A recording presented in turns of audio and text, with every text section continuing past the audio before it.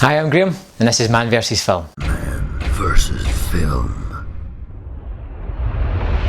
Sometimes you just stumble across a movie you've never heard of. It doesn't happen too much these days, especially with the internet, and if you're into movies you're always looking into articles about them, but sometimes you just stumble across a film that you have never heard of and you have no idea what it's going to be.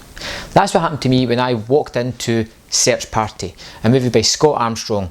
Now, researching it after the fact, I saw that he wrote Road Trip and Old School, two of my favourite city comedy movies of the early 2000s. So Search Party is a kind of stoner comedy, and it stars around these three friends that grew up together: Nardo, Evan, and it turns out that Nando is getting married to his sweetheart, somebody that he loves and he can't wait to get married to, but Jason takes the wrong information and decides to break up the wedding just as it's about to go ahead. And that ends up leaving Nando on the altar, a broken man, as his partner leaves and storms out. Now, Nando can't quite handle this, and he tends to run off after his bride-to-be, who's went on the honeymoon without him, to get over the dramatic breakup at the altar. And Nando gets struck in Mexico. He's abandoned, he has no money, and he calls his two best friends to come and save him. So you've got Evan and you've got Jason on this road trip to try and get their friend in Mexico. And of course there's a time scale as well. Evan needs to get back for a business meeting that's really important, worth a promotion to him, and Jason just wants to get the friend group together because they just need to be galvanised a little bit because they're fracturing and going their separate ways. That's the basic plot to it, but it does get rather outlandish and rather crazy, much like Road Trip and Old School.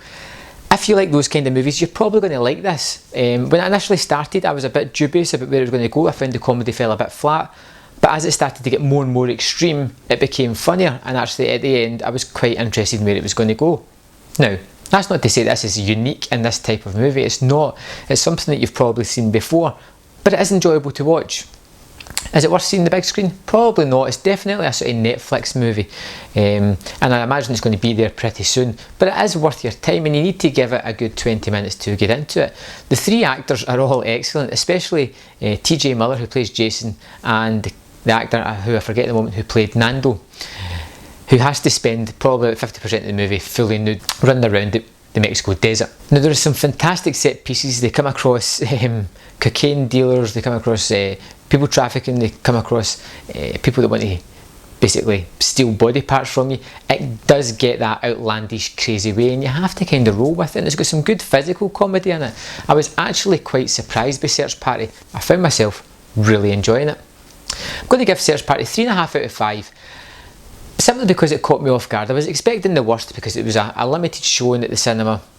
They only had 2 times it on, one just happened to fit me. I've not seen it advertised anywhere, so I don't expect it's going to be a big movie. You're probably going to have to search this out. Like I said, it'll probably be on Netflix pretty soon.